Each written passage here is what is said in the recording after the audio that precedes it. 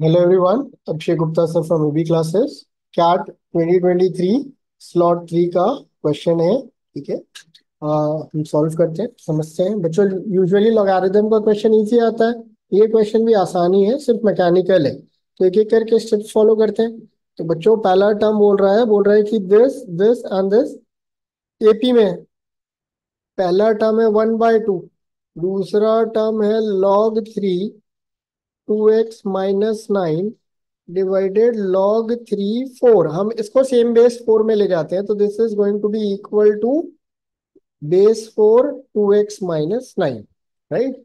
तो ये दूसरा टर्म हो गया। तीसरा टर्म देखते हैं। तीसरा टर्म बेस 5 में दिया है, बट ऊपर और नीचे दोनों जगह सेम बेस है, तो हम इसको कन्वर्ट कर देते हैं log 4 2 to the power x + 17/2।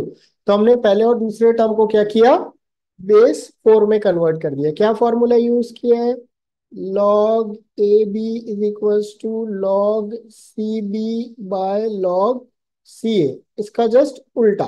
ठीक है। इसका जस्ट उल्टा किया हमने, इधर पे क्लब किया इन दोनों टर्म्स को। ठीक है। तो आगे बढ़ते हैं। अभी ये वाला जो है, इसमें मैं log 4 ऐड कर दे रहा हूँ। इसलिए ऐड कर दे रहा हूँ कि बाकी सब किस में है, log 4 में। सो दिस बिकम्स log 4 का रूट या फिर log 4 2।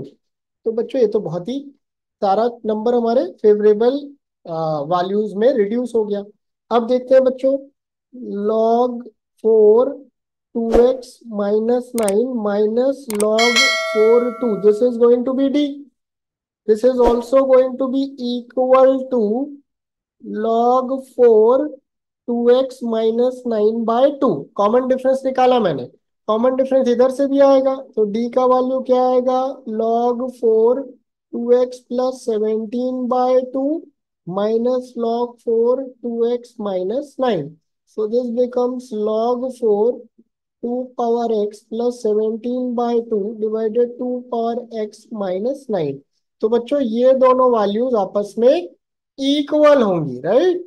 तो हम इक्वल कर देते हैं, दोनों d के बराबर है। log 4 2 to the power x - 9 divided by 2 is equals to log 4 2 to the power x + 17/2 divided 2 to the power x - 9। Right. Log हटा देते हैं दोनों तरफ से। ठीक है। तो 2 power x हो गया, उसको t ले लेते हैं। सो putting t 2 power x as t will get t-9/2 is equals to t + 17/2 divided t-9, और t-9 का स्क्वायर इज 2t + 17। इसी को अपने को सॉल्व करना है। सो t² + 81 - 18t is equals to 2t + 17, या t² - 20t + 64 is equals to 0।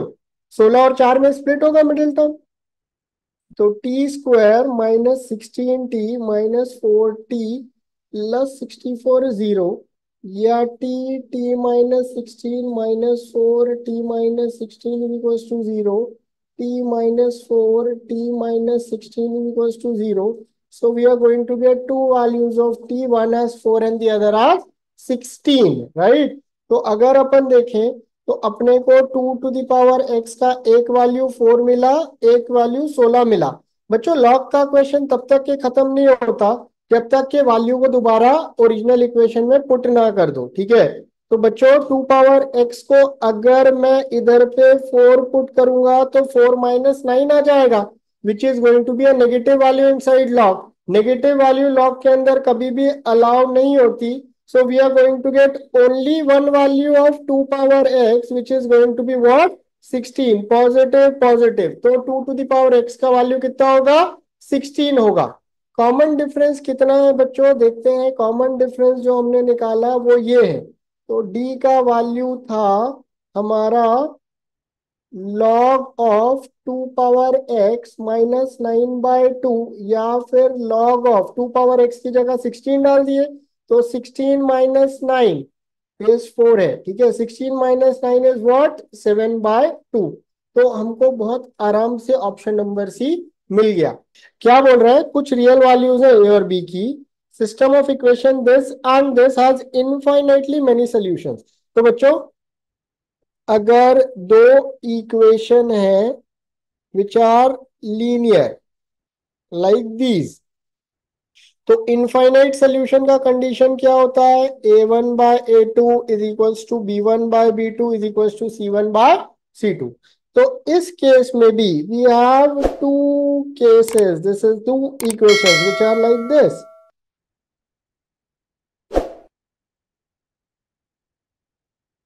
तो इस केस में भी इधर पे 1 है, तो a plus b by 1 is going to be equals to b square minus 15/1 is equals to 8b/4 या 2b, राइट। तो बच्चों अपन पहले इसको और इसको पिक करके सॉल्व कर देते हैं। तो b square minus 15 is equals to 2b, या b square minus 2b minus 15 is equals to 0। Solve करते हैं इसको, क्वाड्रेटिक इक्वेशन है। तो -5b plus 3b minus 15 is equals to 0, b minus 5 plus 3 b minus 5 is equals to 0. So we are going to get two values of b, एक 5 आएगा और एक -3 आएगा, ठीक है। अब बच्चों इसको और इसको इक्वेट करते हैं। तो a plus b is equals to 2b, या a is equals to b, sorry कुछ गलती हुआ क्या? a plus b, sorry this is not a plus b question में बच्चों, this is a plus 5। So there was a mistake in writing. तो यहाँ पे भी क्या आएगा? a plus 5 is equals to 2b, right. तो b 5 डालेंगे तो a का value 10 minus 5 is going to be 5, and b को -3 डालेंगे तो a का वैल्यू 2 into -3 -5 is turns out to be what? -11। हमसे पूछा है a इंटू बी का मैक्सिमम पॉसिबल वैल्यू कितना होगा। a इंटू बी का इस केस में 25 आएगा वैल्यू, और इस केस में -3 into -11 which is going to be 33। तो बहुत सिंपल तरीके से हमारा आंसर आ गया, ठीक है बच्चों। सिंपल सा क्वेश्चन है, अगर हमने ऐसा क्वेश्चन पहले बनाया है तो उसको सॉल्व करना बहुत इजी होता है, ठीक है। सीधा सॉल्यूशन करते हैं, ठीक है। तो ये x पावर 8 दिया हुआ है, तो अपने को सबसे पहला काम करना पड़ेगा x टू द पावर 4 लेके आना। बच्चों इस क्वेश्चन को बहुत आसानी से सॉल्व भी किया जा सकता है। अगर मैं आपको बोलूं कि अगर इसको मैं विद इन 10 सेकेंड या 15 सेकेंड भी सॉल्व कर सकता हूँ, तो आप भी कर सकते हो। मैं भी लास्ट में इसका वो मेथड भी समझाऊंगा, अगर आपसे वो मेथड बनता है तो आप वैसे भी सॉल्व कर सकते हो, ठीक है। ओके, तो पहले तो अपन ट्रेडिशनल मेथड के थ्रू सॉल्व करते हैं। तो क्या करेंगे? x4 प्लस 1/x4 का स्क्वायर करेंगे, तो a square plus b square plus 2 into something like this. ये तो कैंसिल आउट हो जाएगा, राइट। तो +2 बचेगा, इसका वैल्यू दिया हुआ है 47 प्लस 2। तो x4 प्लस 1/x4 का स्क्वायर बिकम्स 49, और x4 plus 1/x4 becomes what? 7। इसके लिए मेरे को बार बार ये करने की जरूरत नहीं है बच्चों। अगर मैं देखो x8 से x पे गया, तो पहले तो जो भी वैल्यू थी उसमें 2 प्लस किया और रूट निकाला, ठीक है। तो अगर मैं एक्स स्क्वायर प्लस 1/x² की भी बात करूं, तो जो भी वैल्यू है उसमें 2 ऐड किया और रूट निकाल दिया, तो ये कितना हो गया? 3 हो गया। सिमिलरली इससे मैं एक और डिग्री कम गया, तो जो भी वैल्यू है उसमें 2 ऐड किया और रूट निकाल दिया, तो इसका वैल्यू कितना आ गया? √5। आप इसको बेसिक स्क्वायर कर करके भी सॉल्व कर सकते हैं, you are going to get the same value, ठीक है। तो अपने को ये चीज समझ में आ गई, ठीक है। अब अपने को इधर पहुंचना है, तो इट इज अपने को x प्लस 1/x मिल गया, तो क्यूब करते हैं बच्चों, ठीक है। तो this is x³ plus 1/x³ plus 3 times of x into 1/x, x plus 1/x। क्या किया मैंने? a³ plus b³ plus 3ab a plus b।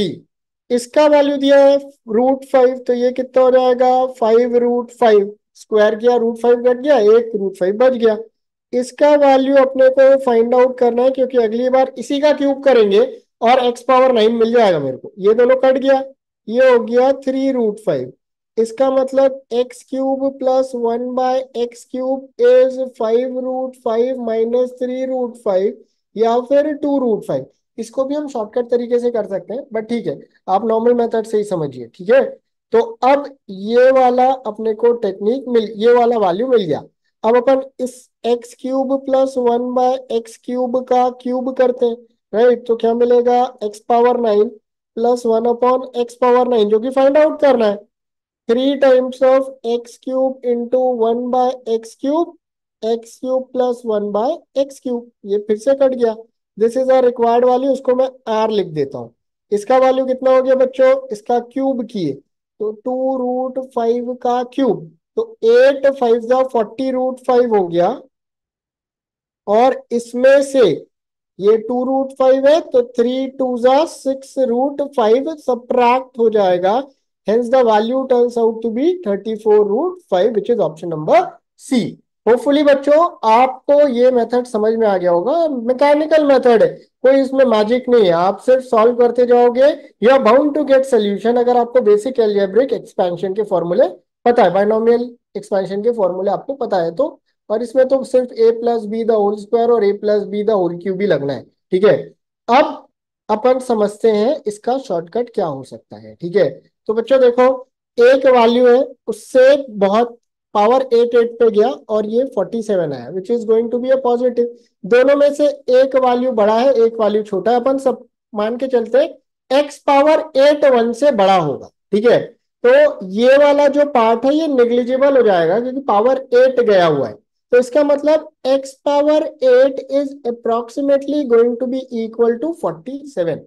तो अगर मेरे को ये 47 मिल गया, और अगर मेरे को फाइंड आउट करना है कि x क्या हो सकता है, ठीक है, तो बच्चों x का वैल्यू वुड बी व्हाट। तो बच्चों देखो, √2⁴ is going to be, sorry, 2⁸ is going to be 2⁴ और 16। √3⁸ is 3⁴ or 81. So this particular value is going to lie between these two, right? √2 कितना होता है बच्चों, √2 होता है 1.414। √3 कितना होता है 1.73, इनके बीच। तो मतलब x जो है, अगर मैं देखूं तो ये बच्चों इसके ज्यादा करीब है, तो अप्रोक्सीमेटली 1.6 मैं ले सकता हूं x का वैल्यू, ठीक है। तो x का वैल्यू आ गया मेरा अप्रोक्सीमेटली 1.6। मेरे को जो फाइंड आउट करना है that is x⁴ 9, which becomes x8 into 1.6 या 47 इंटू 1.6, अप्रोक्सीमेटली निकालना है। तो मैं ये निकाल देता हूँ, ठीक है। तो ये अप्रोक्सीमेटली 75 के आसपास बैठेगा वैल्यू। अगर हमको √5 का वैल्यू 2.23 पता है, तब तो बच्चों ये क्वेश्चन यही खत्म हो गया, ठीक है। तो बच्चों देखो, 36 इंटू 2.23 या 2.2 लेते हैं, तो 72 प्लस 1/5 ऑफ 36 विच इज 7.2। तो ये लगभग 80 के आसपास आ रहा है, which is not our answer.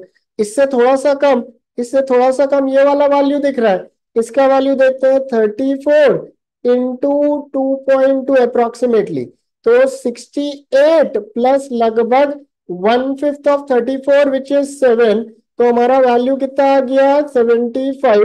So once again we got the value as 34√5 just by observing the values given in the question. Hopefully आपको सेकेंड मेथड भी समझ में आया होगा। अगर सेकेंड मेथड की बात करें, तो अगर मेरे पेपर में आएगा और मैं सेकेंड मेथड से यूज करके सॉल्व किया, तो I would take hardly 10-15 seconds to solve और maximum 30 seconds to solve this particular question. So guys, n और m दो पॉजिटिव इंटीजर है, सच दैट इनके बीच में एग्जैक्टली 41 इंटीजर्स होंगे। There are exactly 41 integers which are greater than 8m and less than 8n, क्योंकि 2 के पावर्स में एक्सप्रेस हो सकते हैं। तो smallest possible value of n plus m, तो m और n पॉजिटिव इंटीजर है, मतलब both m and n are greater than equal to 1, right. और बोल रहा है कि अगर 8⁻m है और आखिरी में 8⁻n है, तो 41 इंटीजर्स होंगे जो कि सबके सब 2 पावर x के फॉर्म में होंगे। तो बच्चों इसको अगर अपन लिखना चाहें तो it is going to be 2 to the power 3m, and इसको लिखना चाहे तो 2 to the power 3n, right. तो बच्चों अगर मेरे को 41 इंटीजर एग्जैक्टली बीच में डालने हैं तो these are going to be 2 to the power 3m+1, 2 to the power 3m+2, 2 to the power 3m+41, ये सारे 2 के कॉन्जिक्यूटिव पावर्स हो गए, राइट। तो इसका मतलब ये पूरे 41 वैल्यूज हमारे बीच में आएंगे। और अगर हम बात करें तो ये जो 3n है, बिकॉज हमको मिनिमाइज करना है, तो 3n should be nothing but 3m+42, right. Sequence में ही बैठेगा बच्चों, ठीक है। So what we get is 3 common लेके दिस इज 14, और n-m इज इक्वल टू 14, ये हमारा एक इक्वेशन मिल गया हमको, राइट। ओके, अब इसके आगे क्या करना है समझते हैं, ठीक है। तो बच्चों m का मिनिमम वैल्यू क्या हो सकता है, बिकॉज m और n का सम निकालना है, दोनों पॉजिटिव है, तो m का मिनिमम वैल्यू हो सकता है 1। तो इस इक्वेशन से अगर हम सॉल्व करें तो m का वैल्यू कितना आएगा 15। m और n दोनों ही अपने आप में सबसे छोटे नंबर है, सो m+n इज 1+15 और 16। तो बच्चों बहुत ही आराम से ये क्वेश्चन सॉल्व हो गया। होपफुली आपको ये मेथड समझ में आया होगा, बहुत ही सिंपल क्वेश्चन था। पेपर में इस क्वेश्चन को छोड़ना वाज अ मिस्टेक, ठीक है। अगर किसी ने इस क्वेश्चन को पेपर में लीव कर दिया तो it would have been a very big mistake. Hopefully आपको समझ में आया होगा और आप इस टाइप के क्वेश्चन को फ्यूचर में सॉल्व कर पाओगे। लिखा हुआ है क्वाड्रेटिक इक्वेशन है जिसके दो रियल रूट्स हैं, the difference between reciprocal of the roots. So suppose हमारा जो क्वाड्रेटिक इक्वेशन है इसके दो रूट्स अल्फा और बीटा है, तो इनके रेसिप्रोकल का difference is given as 1/3, right. बीटा थोड़ा ठीक तरीके से लिख देते हैं,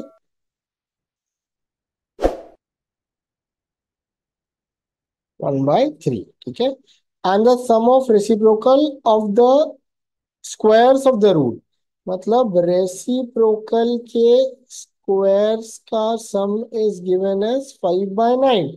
तो इसका लार्जेस्ट पॉसिबल वैल्यू निकालना है, तो b+c, तो सम ऑफ रूट और प्रोडक्ट ऑफ रूट से आएगा, मतलब अल्फा प्लस बीटा और अल्फा इंटू बीटा से आएगा। तो एक एक करके दोनों वैल्यू फाइंड आउट करते हैं। तो बच्चों अगर हम इसको स्क्वायर कर देंगे तो 1/अल्फा-1/बीटा the whole square is 1/9 implies 1/alpha square plus 1/beta square minus 2/alpha beta is going to be 1/9। इसका वैल्यू इधर से 5/9 डालते हैं, तो 5/9 -2/alpha beta is 1/9, या 2/alpha beta is 4/9। इसको इस तरफ ले जाएंगे तो माइनस हो जाएगा, राइट। तो इसका मतलब हमको एक वैल्यू मिल गया, alpha into beta is equals to 9/2। तो एक वैल्यू मिल गया हमको अल्फा इंटू बीटा का, ठीक है। ये हमारे फ्यूचर में काम आएगा, ठीक है, क्योंकि ये प्रोडक्ट ऑफ रूट हो गया। हमको अल्फा प्लस बीटा भी निकालना है। अल्फा प्लस बीटा निकालने के लिए बच्चों देखो, अगर हम इसी इक्वेशन पे फोकस करें, राइट, तो क्या बोल रहा है, 1 थोड़ा सा गैप लेके लिखते हैं, ठीक है, 1/alpha square plus 1/beta square is going to be what? Alpha square plus beta square divided by alpha square plus, sorry, alpha square into beta square, ठीक है। अब इसका वैल्यू दिया है 5/9 एज पर द क्वेश्चन। अपन alpha square beta square निकाल लिए, तो alpha square plus beta square कितना हो जाएगा, 5/9 times of alpha beta the whole square, या 5/9 टाइम्स ऑफ अल्फा बीटा निकाल लिया अपन। 81, 9 का स्क्वायर 81, 2 का स्क्वायर 4, तो ये हो गया 45/4। अब बच्चों हमको दो alpha square plus beta square का वैल्यू मिल गया 45/4। अगर हम alpha plus beta the whole square करते तो अल्फा स्क्वायर बीटा स्क्वायर और 2 अल्फा बीटा मिलता है, इसमें सारी वैल्यूज हमको पता है। तो अल्फा प्लस बीटा स्क्वायर कितना है हमारा 45/4, 2 टाइम्स ऑफ 9/2 हो गया, ये कट गया, तो ये हो गया 45 + 36/4, या alpha plus beta the whole square is 81/4, या अल्फा बीटा हो गया प्लस माइनस 9/2। तो बच्चों हमको सम ऑफ रूट का वैल्यू मिल गया है प्लस माइनस 9/2। अब हम ओरिजिनल इक्वेशन की ओर मूव करते हैं। तो ओरिजिनल इक्वेशन था x square plus b x plus c. अगर मेरे को सम का वैल्यू और प्रोडक्ट का वैल्यू दिया हुआ है एस और पी, तो क्वाड्रेटिक इक्वेशन होता है समथिंग लाइक दिस, राइट। तो इस केस में भी क्वाड्रेटिक इक्वेशन कुछ इसी तरीके का होगा, ठीक है। तो इससे कंपेयर करेंगे तो b is going to be equals to minus of sum, right, and c is going to be product. तो बी या तो प्लस 9/2 होगा, इसका मतलब बी का वैल्यू क्या हो गया प्लस माइनस 9/2, और प्रोडक्ट हमारा है 9/2, तो सी का वैल्यू तो डेफिनेटली 9/2 होगा। बी प्लस सी का लार्जेस्ट पॉसिबल वैल्यू। तो बच्चों अगर लार्जेस्ट पॉसिबल वैल्यू पूछ रहा है तो बच्चों नेगेटिव तो नहीं लेंगे बी को, ठीक है। नेगेटिव लेंगे तो नेगेटिव पॉजिटिव दोनों जीरो हो जाएगा। इसका मतलब बी प्लस सी दोनों कितने होंगे 9/2, 9/2 होगा, और हमारा आंसर कितना आएगा 9 आएगा। ठीक है, बहुत ही सिंपल कंसेप्ट था। अगर अपने को बेसिक फैक्टर्स आते हैं तो आपसे बन जाएगा। दिस इज अ 30-40 सेकेंड का क्वेश्चन, ठीक है। समझते हैं क्या बोल रहा है। Sum of first two natural numbers each having 15 factors including one and the number itself. तो 15 फैक्टर है, one and the number itself निकालिए, मतलब टोटल 15 फैक्टर्स हैं, ठीक है। तो ऐसे नंबर जिनके टोटल फैक्टर्स कितने आएंगे 15 आएंगे, और ऐसे पहले दो नंबर्स, ठीक है। तो 15 फैक्टर बच्चों, अगर हमारा n a to the power p, b to the power q, c to the power r and so on है, तो टोटल नंबर ऑफ फैक्टर का फॉर्मूला होता है p+1, q+1, r+1 and so on, right. तो इस case में भी 15 could either be because of 14+1, और 15 could have been made because of 3 into 5। तो ये कैसे आएगा 2+1 into 4+1। तो जो हमारा नंबर है वो होगा प्राइम नंबर का पावर 14, या फिर अगर सेकेंड केस देखें तो प्राइम नंबर 1 का पावर 2 इंटू प्राइम नंबर 2 का पावर 4। इन्हीं दोनों केसेस में we are going to get 15 factors. Now बच्चों अगर यहाँ पे 2 भी ले लें तो this becomes 2 power 14 which is a huge number, बहुत ही बड़ा नंबर है, ठीक है। तो इसको तो निगेट करेंगे, अपने को दो छोटे नंबर निकालने बोल रहा है सवाल में, ठीक है। तो बच्चों अगर मेरे को n निकालना है तो सबसे पहले मैं p1 को 2 लूंगा तो 2 का स्क्वायर हो गया, और p2 को 3 लूंगा तो 3 पावर 4 हो गया। This would be one of the number, right. हो सकता है इससे छोटा 3 स्क्वायर और 2 पावर 4 हो जाए, अभी मेरे को वैल्यू तो पता नहीं है। हो सकता है अगर दूसरा नंबर लेना है तो मैं इन दोनों को रीशफलिंग कर दूंगा, क्योंकि इसका अगला प्राइम नंबर 5 आएगा, और 5 के साथ ऑब्वियसली मेरा नंबर बहुत बढ़ के आएगा। नंबर 2 कितना हो गया 3 का स्क्वायर इंटू 2 पावर 4। तो एक नंबर हो गया 16 into 9 विच इज 144, और दूसरा नंबर हो गया 81 into 4 विच इज 324। इन दोनों को ऐड करते हैं तो बच्चों क्या आता है 8, 6 और 4। Hence guys this is going to be your answer. बहुत ही सेटर क्वेश्चन था, 30-40 सेकेंड का क्वेश्चन था। आपसे ये बन जाना चाहिए पेपर में, आपसे ये एक्सपेक्टेड है कि आप इस टाइप के क्वेश्चन को सॉल्व कर पाओगे बच्चों। फ्यूचर में भी अगर आपको इस टाइप का क्वेश्चन मिले तो फुली आप ऐसा सॉल्व कर पाओगे। समझते हैं बच्चों कैसे सॉल्व होगा, ठीक है। तो लिखा है n be any natural number जो कि इसको सेटिस्फाई करता है, ठीक है। तो least integer value that satisfy, हर एन की वैल्यू पे ये इक्वेशन भी सेटिस्फाई होना चाहिए। तो बच्चों देखते हैं पहला इक्वेशन क्या दिया हुआ है 5 power n-1 is less than 3 power n+1। एक एक करके n का वैल्यू पुट करते हैं। n1 पुट करते हैं तो ये हो गया 5 पावर 0, और ये 3 का स्क्वायर, तो डेफिनेटली n1 हो सकता है। n2 पुट करते हैं तो ये वाला टर्म हो गया 5 पावर 2-1 विच इज 5, और ये हो गया 3 का क्यूब, तो ये भी सेटिस्फाई करता है। अगर n3 डालते हैं तो 5 का square 3 power 4, this is also a valid statement, right. n equals 4 means 5 का cube is less than 3 power 5, 243 and 125, right. n 5 डालते हैं तो 5 पावर 4 एंड 3 पावर 6, राइट। तो ये भी होल्ड कर रहा है। n का वैल्यू 6 डालोगे बच्चों, ठीक है, तो 5 power 5 and this is 3 power 7। So for the first time this is violated, ठीक है। ये हो गया 3125 I think, right. 625 into 5, 525, 12, 1 and 3125, right. 3 power 6 होता है 729, इंटू 3 करेंगे तो 3 9 जार 27, 3 2 जार 6, 7 8 एंड 3 7 जार 21।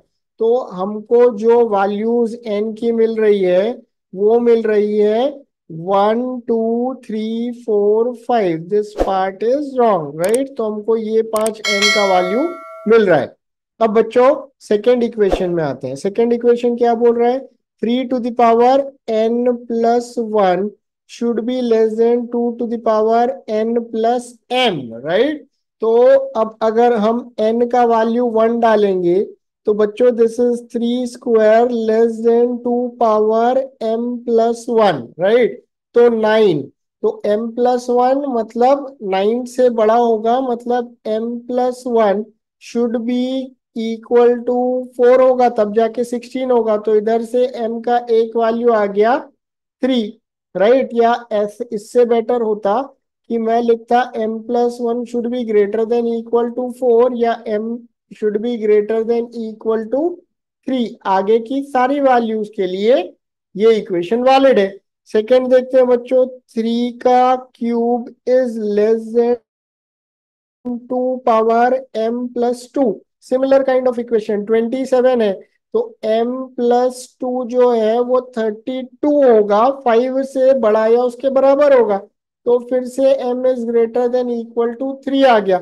बहुत सारे वैल्यूज आ रहे हैं, ठीक है। चेक करते हैं next one, 3 power 4 2 to the power m plus 3, right. तो ये 81 है, 81 है तो ये 128 होना चाहिए। तो m plus 3 should be greater than equal to 7, या m should be greater than equal to 4 this time, right. तो इसका मतलब अगर m 3 डाल रहे हैं तो सारे n के लिए ये जस्टिफाइड नहीं है, राइट। ठीक है, अब हम m n का वैल्यू 5 डालेंगे तो this becomes 2 power m plus 4, sorry m का n का वैल्यू 4 डाला मैंने, तो 3 power 5 is less than 2 power m plus 4। तो ये 243 होता है। तो ये कितना होना चाहिए बच्चों? 256 से बड़ा होना चाहिए। 256 मतलब 8, मतलब m plus 4 should be greater then 8, या m should be greater then 4। One more time, एक लास्ट वैल्यू अपनी बच गई है विच इज 3, n का value 5। So this is greater then, sorry this is less than 2 power m plus 5। ये है 729 बच्चों। 729 से बड़ा 2 का पावर क्या होगा? 2 power 10 which is going to be 1024। तो एक लास्ट वैल्यू जो कि हमारी सेटिस्फाई हो जाएगी which is m plus 5 should be greater than equal to 10, या m should be greater than equal to 5। तो अगर हम m 3 डालते हैं तो केस नंबर 3 और 4 वायलेट हो जाता है। अगर हम M4 डालते हैं तो लास्ट वाला केस वायलेट हो जाता है। इसका मतलब M5 डालेंगे तो सारी की सारी वैल्यू जस्टिफाइड होगी and we are going to get our answer. बच्चों देखो, इसके बाद ना अपने को सीधा एक लास्ट वैल्यू पुट करके चेक करना रहता। हमको ये सारी वैल्यूज क्यों चेक करनी है? हमको पता चल गया कि 3 से बड़े सारे सोल्यूशन है और 3 पावर समथिंग बढ़ते जा रहे हैं, राइट। तो हमको ये पहला वैल्यू चेक करना था और हमको सीधा लास्ट वैल्यू चेक करना था। पता है कि बीच का रेंज में तो सेम टाइप के या थोड़े बढ़ बढ़ के वैल्यू आएंगे, राइट। तो इसका मतलब अगर हम 5 या 5 से बड़ा वैल्यू डाल देते तो पूरे के पूरे सारे के सारे इक्वेशंस में 5 पे तो सोल्यूशन आ ही रहा है। Hence the least possible value of m जो कि हर n को सेटिस्फाई करे, it is going to be m equals 5। बच्चों थोड़ा सा ट्रिकी क्वेश्चन था। प्राइमा फेसी हम क्या करते हैं, 1 3 पुट टिक कर लेते कई बच्चे, ठीक है, अगर वो लास्ट वैल्यू तक नहीं चेक करते। तो कैट का 2023 का पेपर थोड़ा सा डिफिकल्ट लेवल का था, थोड़ा सा ज्यादा ट्रिकी था। यूजुअली कैट ट्रिकी क्वेश्चंस तो देता है, ध्यान रखिएगा, लैंग्वेज में घुमाता है वो। बट इस क्वेश्चन में उसने कंसेप्ट पे भी काफी ज्यादा कैच रखा था। होपफुली गाइस आपको ये क्वेश्चन समझ में आया होगा और आप फ्यूचर में भी इस टाइप के क्वेश्चंस को इजीली सॉल्व कर पाओगे। Thank you. तो बच्चों समझो, बोर्ड को 2 आवर लगता है डाउनस्ट्रीम जाने में। पॉइंट ए है और एक पॉइंट बी है। डाउनस्ट्रीम जाने में बोट को लग रहा है 2 आवर्स और वापस आने में लग रहा है, अपस्ट्रीम आने में 3 आवर्स लग रहा है। ठीक है, ये एक बोट है।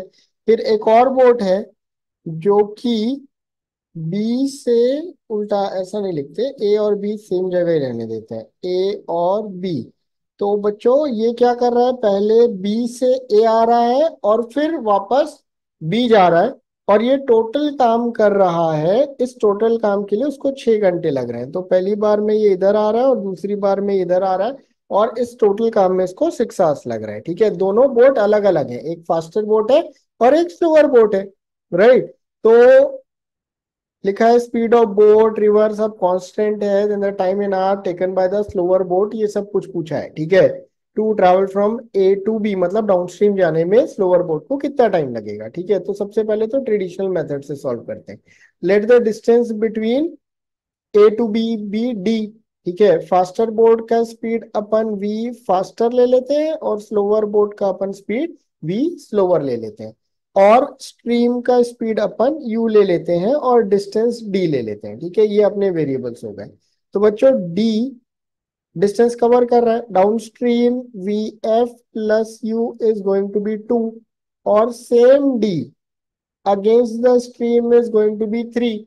दोनों को डिवाइड कर देते हैं तो डी डी तो कैंसिल आउट हो जाएगा। तो अपने को मिलेगा V F minus U divided V F plus U is going to be 3 by, sorry उल्टा लिख दिया मैंने, 2/3। राइट। तो बच्चों इसको सॉल्व करते हैं, तो 3 times of V F minus 3u is equals to 2 times of V F plus 2u, या V F turns out to be 5u। तो अगर u को मैं 1 लेता तो वी एफ कितना हो जाता, 5 हो जाता। अब बच्चों अपने को डिस्टेंस अगर कुछ अज्यूम करना है, अपन देखते हैं क्या हो सकता है। तो अपने को एक बार 5 - 1 हो रहा है 4, और एक बार 5 + 1 हो रहा है 6। इनका एलसीएम कितना हो गया, 12। तो बच्चों पूरा का पूरा अगर अपन सिंपल यही वैल्यूज अज्यूम कर ले तो अपने को एग्जैक्ट मैच कर जाएगा। कैसे मैच कर जाएगा, 12 divided by 5 + 1 which turns out to be what, 2, and 12 divided by 5 - 1 turns out to be 3। तो बच्चों यहाँ पे अपने को फास्टर बोर्ड, स्ट्रीम का स्पीड और डिस्टेंस, तीनों का तीनों डेटा बिकॉज ऑफ 2 और 3 दिया हुआ है हमको, वेरीफाई हो गया। राइट। तो अपने को पता चल गया है कि स्ट्रीम का स्पीड 1 है, फास्टर बोर्ड का 5 है, और डिस्टेंस 12 है। ठीक है, अब यही डिस्टेंस 12 अगर आप पहली बार डाउन स्ट्रीम जा रही है तो ये क्या होगा, अगर सपोज लोअर ये ऐसा है तो स्पीड डाउनस्ट्रीम जा रही है तो ऐसा, और सेम अपस्ट्रीम आ रही है तो ऐसा, and this entire thing is given as what, 6। तो बच्चों इस 6 को काटते हैं, ये 2 और ये 2। ठीक है, implies 2 V S -1 plus V S +1, और राइट साइड में ये मल्टीप्लाई होके मैंने सिंपल इक्वेशन सॉल्व किया, ये आप भी सॉल्व कर लोगे। राइट। ठीक है, तो बच्चों ये दोनों कट गया और ये 4vs हो गया। तो हमारा जो नेट इक्वेशन आया वो आया vs² -4vs -1 = 0। मैंने इसको इधर शफलिंग मार दिया। राइट। तो अब इसका हम रूट निकालते हैं, ये ax² + bx + c वाला है। तो क्या होता है root, which is vs turns out to be -b। तो -b कितना हो गया, minus of -4 is +4, which is 4 ± root of b² -4ac। ये -1 है तो इसके कारण क्या हो गया, माइनस माइनस प्लस हो गया।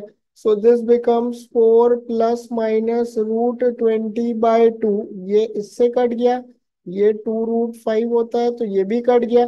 तो नेट रिजल्ट आया 2 + -√5। We can not take -√5 because speed negative नहीं हो सकता। तो स्पीड स्लोअर बोट का कितना हो गया, √5 + 2। तो बच्चों अपने को स्लोअर बोट का स्पीड भी मिल गया अभी, ठीक है। अब पूछ क्या रहा है कि स्लोअर बोट को ए से बी जाने में कितना टाइम लगेगा। तो ए से B is a down stream, right. तो 12 का डिस्टेंस √5 + 2, डाउन स्ट्रीम में स्पीड ऐड हो जाएगा, तो स्ट्रीम का स्पीड 1 ऐड कर दिए। तो क्या आने वाला है, 12 डिवाइडेड बाय √5 + 3, या उल्टा लिखना चाहिए बिकॉज 3 इज ग्रेटर देन √5। तो I should have written it like this, क्योंकि अपन रेशनलाइज करेंगे, क्योंकि ऑप्शन में रूट ऊपर की तरफ है।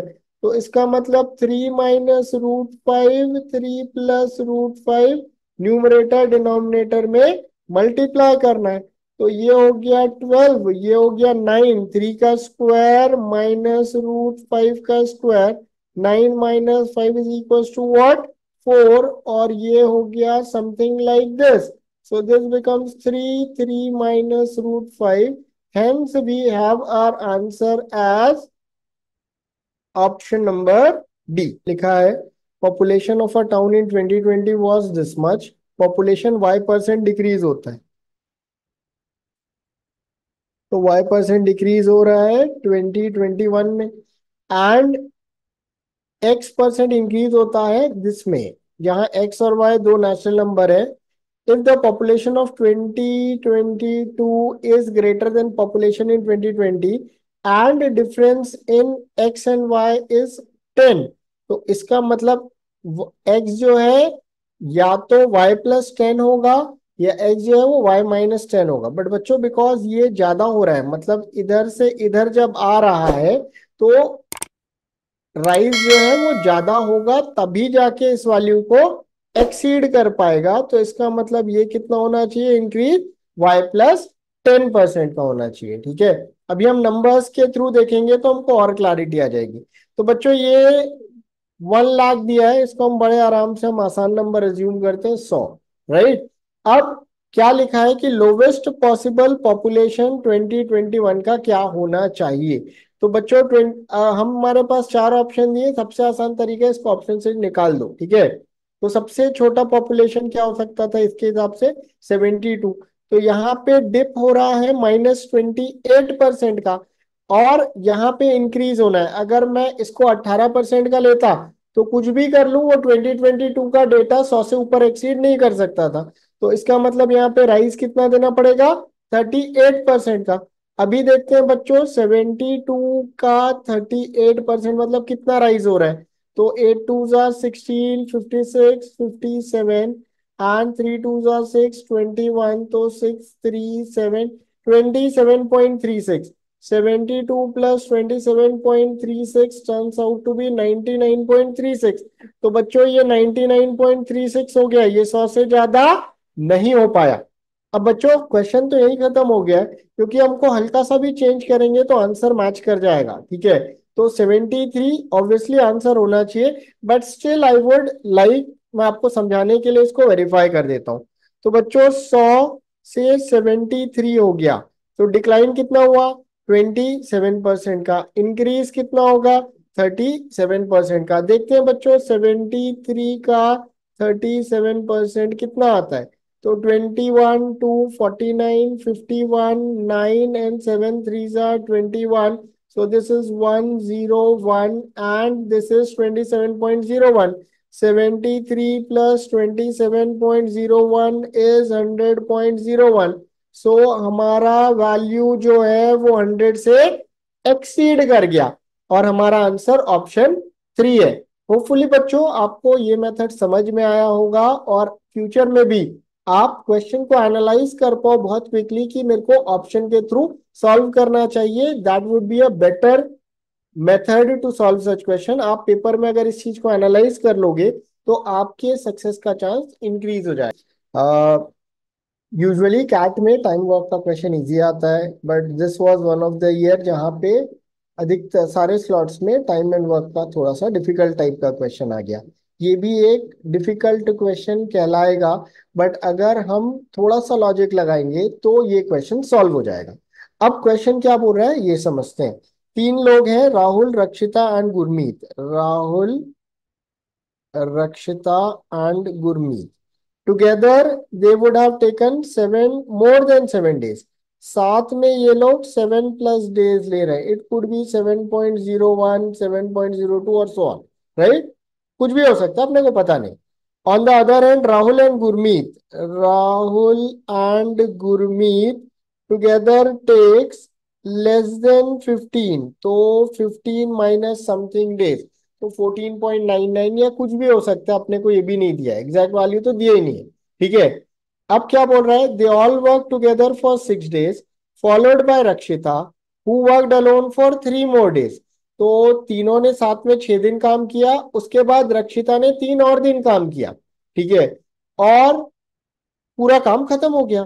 तो इसका मतलब 6 days तक राहुल, रक्षिता एंड गुरमीत ने काम किया, और 3 दिन तक रक्षिता ने और काम किया, तो टोटल वर्क कंप्लीट हो गया। ठीक है, तो रक्षिता अगर अलोन काम करती तो कितने दिन में काम खत्म होता ये तो पूछा नहीं है, बट पूछा क्या है कि number of days she would have taken to finish the job can not be, इन चारों में से कौन सा वैल्यू नहीं हो सकता। इसका मतलब बाउंड्री वैल्यूज को एलिमिनेट करना है गाइस। ठीक है, तो बाउंड्री वैल्यूज कैसे सॉल्व होगा। ठीक है, तो बच्चों यहाँ पे 7.01 is a possibility, 7 is not a possibility, तो उधर से एक बाउंड्री वैल्यू मिलेगा। देखते हैं क्या बाउंड्री वैल्यू मिलेगा। बच्चों ये हो गया 6, तो अगर ये 7, सपोज 7 ही दिन में काम हो जाता, तो ये लोग 6 दिन काम किए, तो 6/7 of the work they have completed. तो बचा कितना पेंडिंग वर्क, 1/3, इसको सॉरी 1/7, इसको रक्षिता कितने दिन में करती है, 3 days में। तो रक्षिता वुड हैव टेकन वन काम को करने में कितना, 21 days। तो अगर 7 लिए तो 21, which is going to be the maximum range, right. अब बच्चों अगर हमको यहीं पे क्वेश्चन को खत्म करना है तो हम 21 को एलिमिनेट कर देंगे। हम यहाँ पे इसको क्या लेंगे, 7.01, तो ये 7.01 हो जाएगा, ये 1.01 हो जाएगा, और हम कैलकुलेट करेंगे 3 × 7.01 डिवाइडेड 1.01, और इसका वैल्यू 21 से कम हो जाएगा, राइट। इसका वैल्यू 21 से कम हो जाएगा, मतलब 21 is not going to be a possibility. तो इधर ही पे क्वेश्चन समाप्त हो गया, राइट। अगर हमको ये कैलकुलेट नहीं करना है तो भी हम दूसरा दूसरा बाउंड्री लिमिट चेक कर लेते हैं। दूसरा बाउंड्री लिमिट क्या कर रहा है बच्चों, 6 और 3 9 पे दूसरा बाउंड्री लिमिट है। ये अगर 9 दिन में ये दोनों मिलके, मतलब 6 दिन ये काम करते हैं और अकेले रक्षिता 3 दिन काम करती है, तो ही 9 दिन में हो जाता है, राइट। तो इसका मतलब 9 दिन में ये तीनों तो काम कर ही लेंगे। अगर ये 7 के ऊपर है तो ये बाउंड्री लिमिट कहाँ जाके रुकेगा, मैक्सिमम 9 पे ही जाके रुक जाएगा, 9 से ज्यादा तो जाने का सवाल ही नहीं होता। आई रिपीट दिस, 6 दिन ये लोग काम कर रहे हैं, 3 दिन रक्षिता काम कर रही है। ठीक है, तो अगर 9 दिन ये लोग काम करेंगे तो 100% काम खत्म हो जाएगा, राइट। तो इसका मतलब इन तीनों का maximum time could be 9 days, right. तो दूसरा लिमिट देखते हैं, 6/6 दिन में टोटल अगर काम 9 दिन में होता है तो 6 दिन में कितना काम होगा, 2/3, राइट। रक्षिता 1/3 काम कर रही है 3 दिन में, तो वन काम कितने दिन में करेगी, 9 दिन में। तो जो वैल्यूज है काम कंप्लीट करने की वो शायद 9 से चालू हो और आगे बढ़े, मतलब वैल्यू 9 हो सकता है, 10 हो सकता है, 11 हो सकता है, कुछ भी हो सकता है। इसका मतलब 16, 20 और 17 अलाउड है, 21 definitely not allowed. So guys, without even solving, अगर हम सिर्फ क्वेश्चन को एनालाइज कर पाए प्रॉपरली, ठीक है, तो हमारा आंसर फाइंड आउट हो सकता है that 21 can not be the time taken by Rakshita to complete the entire task. तो बच्चों पेपर में सवाल बनाने लायक खूब सारे होते हैं, ठीक है। ऐसा नहीं होता है कि पेपर पूरा का पूरा टफ आ जाए। हो सकता है आप शुरू में जब सॉल्व कर रहे हो तो आपको टफ क्वेश्चन मिले, हो सकता है आपने रैंडमली लास्ट से चालू कर दिया और लास्ट में टफ हो जाए, बट कहीं ना कहीं हो सकता है मिडिल में टफ हो, आपको शुरू में इजी मिल जाए, लास्ट में इजी मिल जाए, रैंडम होता है पेपर। सो पेपर में इजी क्वेश्चंस होते हैं and one of them was this one, ठीक है। आपको ऐसे क्वेश्चन को डेफिनेटली सॉल्व करना चाहिए पेपर में। क्या बोल रहे हैं, there are 3 person A B C in a room, if person D joins the room, the average weight of the person in the room reduces by x kg। ठीक है। तो बोल रहा है 3 लोग हैं, ए बी सी डी आ गया, तो एवरेज एक्स से घट जाएगा। सपोज बच्चों ए बी सी का एवरेज एज ए है, ठीक है, average weight, sorry average weight A K G है, ठीक है, तो टोटल कितना हो जाएगा 3A। इसमें एक बंदा जिसका वेट डी के जी है उसने भी ज्वाइन कर लिया, राइट। तो जो नया चारों का एवरेज है वो क्या बोल रहा है, ए से कम होके ए माइनस एक्स हो जाएगा। तो बच्चों दोनों टोटल को मैंने बहुत आराम से इक्वेट कर दिया, ठीक है। बोल रहा है अगर डी की जगह ई ज्वाइन करेगा तो एवरेज इस बार बढ़ जाएगा। तो बच्चों 3A था, अब इसकी जगह कौन ज्वाइन किया, ई ज्वाइन किया, 4 लोग फिर से हो गए, but this time the average is a plus 2x, right. लिखा है the weight of E is 12 kg more than D, E is D plus 12, right. या बोलूं ई माइनस डी किसके बराबर है, 12 के बराबर है। तो बच्चों this is 1, this is 2, let's subtract equation 2 में से 1, तो ये माइनस माइनस माइनस, तो बच्चों e minus D is equals to 4 times of a plus 2x minus 4 times of a minus X, इसका वैल्यू कितना है 12। ये हो गया 4a plus 8x minus 4a plus 4x, ये भी कट गया, तो इसका मतलब 12x इज इक्वल्स टू 12, और x का वैल्यू कितना आया 1 आया, जो कि हमको फाइंड आउट करने बोल रहा था। तो बच्चों बहुत सिंपल से 2 इक्वेशन बने और क्वेश्चन सॉल्व हो गया। I would say this question would take maximum 40-45 second to solve in paper. Simple सा क्वेश्चन है बच्चों, बहुत ही स्ट्रेट फॉरवर्ड क्वेश्चन है। क्या बोल रहा है, merchant purchase a cloth at a rate of 100 rupees और उसको 5 सेंटीमीटर एक्स्ट्रा मिलता है फॉर 100 सेंटीमीटर, मतलब उसको इनिशियली इसमें कितना गेन मिल गया 95, सॉरी 5% का गेन मिल गया। ये हो गया ये बाइंग के टाइम का, बाइंग के टाइम का गेन तो अलग अपन साइड करके रख दिए, ठीक है। अब सेल कर रहा है, तो कब कितने में बेच रहा है, 110 रुपए पर मीटर बेच रहा है, बट चीटिंग कर दे रहा है, ठीक है। चीटिंग क्या कर दे रहा है कि 95 ही सेंटीमीटर दे रहा है फॉर एवरी 100 सेंटीमीटर का लेंथ, मतलब वो चार्ज कर रहा है 100 सेंटीमीटर का, बट वो क्या दे रहा है 95 सेंटीमीटर ही दे रहा है। तो अपन बाकी सब चीजें हटाते हैं। सपोज इस बंदे के पास 100 मीटर या 100 सेंटीमीटर था जिसका कॉस्टिंग 100 रुपए होता है, ये सेलिंग का अपन सेपरेट केस ले लिए, बाइंग का 5% तो अपना अलग से आ गया, राइट। अब ये क्या कर रहा है, इस 100 की जगह इसको कितने में बेच रहा है, 110 रुपए में बेच रहा है, ठीक है।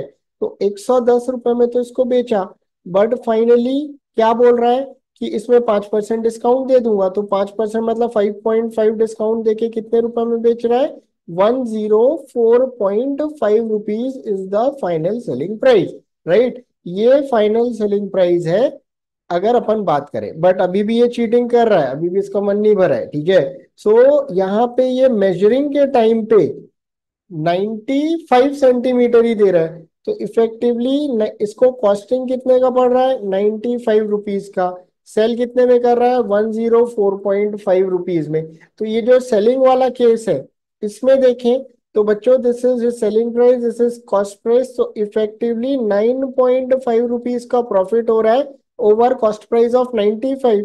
परसेंटेज के टर्म्स में निकाले तो कितना हो रहा है 10% का प्रॉफिट हो रहा है। तो बच्चों बाइंग के टाइम में 5%, सेलिंग के टाइम में 10%, और बिकॉज ये दोनों सक्सेसिव आ रहा है तो A plus B plus AB by बाय 100 लगाएंगे, तो straight away will get the answer as 15.5%। Hopefully बच्चों आपको ये मेथड समझ में आया होगा, मैंने दोनों चीजों को एकदम सेपरेटली ले लिया, बाइंग को एकदम अलग कर लिए और सेलिंग के टाइम पे what ever was given in buying उन कंडीशन को हटा देते हैं, अपन 100 सेंटीमीटर 100 रुपए से सॉल्व करते हैं, ठीक है, और फिर चीजों को मैनिपुलेट करते हैं, तो we are going to arrive at the right answer. Hopefully आपको ये मेथड समझ में आया होगा और आप ऐसे क्वेश्चन को इस मेथड का यूज करके फ्यूचर में भी सॉल्व कर सकते हैं। बच्चों इनकेस अगर आपको पिछले वाले मेथड में कंफ्यूजन है तो हम इसको एक और तरीके से सॉल्व कर सकते हैं। अपन समझते हैं कैसे सॉल्व करना है। तो बच्चों क्या है क्वेश्चन, फिर से अपन क्वेश्चन तो पढ़ चुके हैं, 100 मीटर क्लॉथ का रेट जो है वो एक्चुअली में 100 रुपीज है, राइट। बट वो क्या करता है, वो 105 मीटर ले आता है, राइट। तो 105 का कॉस्टिंग उसको कितना पड़ रहा है, 100 रुपीज, 100 सेंटीमीटर है इट, सॉरी, ठीक है, ओके। तो 105 सेंटीमीटर का इफेक्टिव कॉस्टिंग उसको कितना पड़ रहा है, 100 रुपीज। बट वो इसको जब बेचने जा रहा है तो he is taking 100 and he is saying that ये 110 रुपए लेगा, और उसमें 5% डिस्काउंट कर देगा। तो इफेक्टिव सेलिंग प्राइस कितना हो गया, 104.5 रुपीज, राइट। बट वो एक और चीटिंग कर रहा है, वो 100 सेंटीमीटर नहीं दे रहा है, कितना दे रहा है, 95 सेंटीमीटर। तो बच्चों 105 सेंटीमीटर का 100 रुपीज है, तो 95 सेंटीमीटर का कॉस्ट कितना आएगा, 100/105 इंटू 95। तो इसका कॉस्टिंग कितना हो गया, 100 इंटू 95/105। तो बच्चों अगर देखें तो ये कॉस्ट प्राइस है और ये सेलिंग प्राइस है। परसेंटेज प्रॉफिट की बात करें तो selling price by cost price -1 into 100। तो इस केस में 104.5 डिवाइडेड 100 इंटू 95 इंटू 105 - 1 अगर हम इसका भी वैल्यू कैलकुलेट करेंगे तो इसका भी वैल्यू कितना आएगा, 15.5%। तो होपफुली अगर आपको उसमें कंफ्यूजन है तो this is another method through which you can solve this particular question. तो बच्चों कभी भी ऐसा कुछ आएगा, ठीक है, तो जो पहला मेथड था वो ज्यादा ज्यादा बेटर था, ठीक है। उसमें हमने सेलिंग के टाइम पे मतलब someone is benefiting at a point of selling कुछ percent and at a point of buying कुछ परसेंट, तो वो आखिरी में क्लब हो जाता है, सक्सेसिव परसेंटेज इंक्रीज से सेम रिजल्ट आता है जो कि अभी भी आया है। वो full question mixtures and alligation का, one of the easier question from this particular paper, ठीक है। देखते हैं क्या बोल रहा है। Anil mixes Coca with sugar in the ratio 3:2। तो कोका एंड शुगर का रेशियो है 3:2, ये है ए, ठीक है। और कॉफी एंड शुगर बी बनाया उसने, मिक्सचर बी बनाया कॉफी और शुगर मिला के, and it's ratio is 7:3, right. इसने कंबाइन किया ए और बी को 2:3, मतलब इसका इसने 2 kg लिया और इसका 3 kg लिया। तो बच्चों एक मिक्सचर आया सी, और सी में मिल्क फिल बना दिया, तो शुगर कितना होगा ये निकालना है। तो अपन देखते हैं शुगर कितना आ रहा है। तो बच्चों अगर पहले क्वांटिटी में देखें तो शुगर इज 2/5, तो अगर 2 kg लिए तो शुगर कितना मिलेगा, 4/5 और 0.8 kg। दूसरे की बात करें तो दूसरे की बात करें तो अगर 3 kg लिया है मैंने तो it is going to be 3/10, 3 sugar out of total 10। तो इसमें से 3 kg में 3/10 is going to give me 9/10 और 0.17, सॉरी 0.9 kg, ठीक है। अगर इन दोनों को मिक्स कर दिया तो मेरे को कितना मिला बच्चों, 1.7 kg ऑफ शुगर मिला, राइट। बट बोल रहा है कि इसमें मिल्क भी उतना ही मिला दो। तो हमने 5 kg तो पहले ही लिया था, तो 5 + 5 मतलब 10 kg में 1.7 जो रहेगा वो शुगर रहेगा सी वाले में, ठीक है। तो 1.7/10 इंटू 100 कर देंगे तो we are going to get what, 17%, which is percentage of sugar in the drink. बहुत ही इजी क्वेश्चन था बच्चों, कुछ करना ही नहीं था, ठीक है। सिर्फ पेन पेपर चलाओगे and you are going to reach the final answer, ठीक है। A fruit seller has a stock of mango, banana and apple. तो तीन चीजें हैं उसके पास, मैंगो है, बनाना है और एप्पल है, उसके पास स्टॉक है इन तीनों चीजों का। At least one fruit of each type, सब कोई कम से कम एक एक फ्रूट तो है minimum. At the beginning of the day the number of mangoes makeup 40% of the stock. तो सपोज अगर इसके पास 100x फ्रूट है तो मैंगोज कितने हो गए बच्चों, 40x हो गए, राइट। मैं आसान नंबर्स के साथ डील कर रहा हूँ। दैट डे ही sell half of his mango, तो कुछ सेल वेल भी किया। तो मैंगो कितने बेच दिया, this is initial, right, I will write initial, ठीक है, इनिशियल, राइट, एंड सेल कर दिया। हाफ ऑफ द मैंगोज मतलब 2x मैंगो बेच दिया, 96 बनाना बेच, 20x मैंगो बेच दिया, तो बचा कितना, 20x। 96 बनाना बेच दिया, 40% ऑफ द एप्पल्स, तो सपोज एप्पल हम चाहे तो ए ले लें, बट 40% ऑफ द एप्पल है, मतलब 40% मतलब we have a fraction like 2/5। अगर हम फ्रैक्शन अवॉइड करना चाहते हैं तो हम टोटल 5a ले लें। ठीक है, तो 5a का 2/5 कितना हो गया बच्चों? 2a उसने सेल कर दिया, राइट। तो इसका मतलब बच्चों ये 100x था, ये 40x था, तो ये कितना हो गया? 60x minus 5a। We have almost all the values filled. At the end of the day उसने 50% ऑफ द फ्रूट सेल कर दिया, ऐसा लिखा हुआ है। तो कितने smallest possible number of fruits थे? तो बच्चों ये किसके बराबर है? 50x, मतलब 50x is equal to this plus this plus this. देखते हैं इक्वेशन बना के। 20x plus 96 plus 2a is equals to 50x। ये कट गया और ये हो गया 30x। ठीक है, तो अपने को x का वैल्यू मिल गया 96 प्लस 2a/30, राइट। तो बच्चों अपने को क्या करना है? Smallest possible total number of fruit at the beginning of the day which is 100x। तो हमको 100x का वैल्यू निकालना है। तो 100 इंटू 96 प्लस 2a/30, ये इससे कट गया। और अगर मल्टीप्लाई करेंगे बच्चों तो 960/3, 960 मतलब 320, सॉरी 320 ऊपर आ जाएगा, 320 आ जाएगा, और ये आ जाएगा 20a/3। ठीक है, तो बच्चों अगर मेरे को इसको इंटीजर लेना है तो a का मिनिमम वैल्यू मेरे को कितना देना पड़ेगा? 3 देना पड़ेगा, राइट। तभी जाके मेरा ये फ्रैक्शन रिमूव होगा और एक एब्सोल्यूट वैल्यू आएगी। ठीक है, और a in itself is going to be the least. a 3 या 3 का मल्टीपल होगा, बिकॉज हमको स्मॉलेस्ट पॉसिबल वैल्यू बोला है। तो मिनिमम पॉसिबल वैल्यू कितना पुट करना है अपने को? 3 पुट करना है। तो 320 plus 20 turns out to be what? 340 is going to be the minimum या smallest possible value of the fruit at the beginning of the day। तो बच्चों बहुत सिंपल तरीके से ये क्वेश्चन सॉल्व हो गया। अगर आप सिंपल वैल्यूज अगर आप प्रॉपरली इसको पॉइंट वगैरह में भी लेते तो भी आंसर आ जाता, but this is a better way to solve this particular question. हो टाइम एंड वर्क बच्चों, टाइम एंड वर्क ट्रेडिशनली तो बहुत इजी आता है। ठीक है, पेपर कैट के पेपर में भी इजी आता था। इसमें या कैट 2023 में time and work pipes and systems के थोड़े से डिफिकल्ट सवाल दिए हुए हैं। ठीक है, बट ये वैसा सवाल नहीं है, ये तो सिटर है, ये 30 सेकेंड का क्वेश्चन भी नहीं है। ठीक है, क्या बोल रहा है? गौतमी एंड सुहानी साथ में 20 दिन में काम करते हैं। ठीक है, तो गौतमी है एंड सुहानी है, ये लोग 20 दिन में काम कर लेते हैं।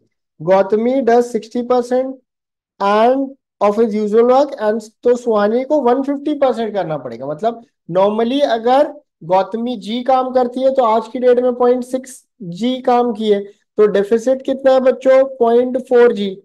सुहानी को इसको कंपेंसेट करने के लिए, सुहानी अगर एस काम करती है तो रोज एस काम करती है, तो आज उसको 1.5 एस काम करना पड़ेगा। तो एक्स्ट्रा काम कितना करना पड़ा? 0.5 एस। अब बिकॉज एक दिन का काम सेम है तो ये दोनों क्वांटिटी तो बराबर होगी। इसका 40% इसके 50% के बराबर होगा, क्योंकि उसने कंपेंसेट कर दिया। ठीक है, तो लिखा हुआ है usual work on that day to exactly make up for it, right. तो we got a ratio of G/S is 5/4। तो इसका मतलब गौतम अगर 5 काम करता है तो सुहानी कितना काम करेगी? 4 काम करेगी। ठीक है, तो ये तो सवाल खत्म हो गया। 20 दिन में टोटल 5 और 4 9 की स्पीड से दोनों ने कितना काम किया? 180।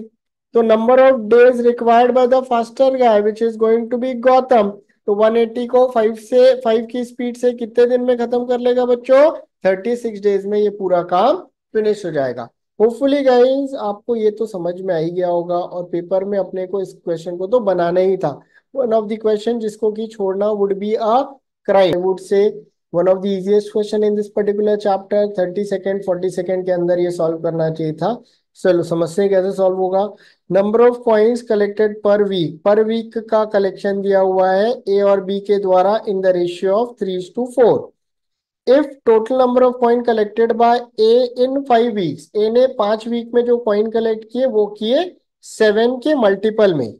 तो सपोज ए ने 5 वीक में 7x कॉइन कलेक्ट किया होगा, तो पर वीक का कलेक्शन ए का वुड बी 7x/5। 5 वीक में 7x, तो पर वीक कितना हो गया बच्चों? It is going to be 7x/5, right. Similarly B ने 3 वीक में 24 का मल्टीपल में कलेक्ट किया, तो बी ने सपोज 24y कलेक्ट किया 3 हफ्ते में, तो पर वीक का कलेक्शन बी का कितना हो गया गाइस?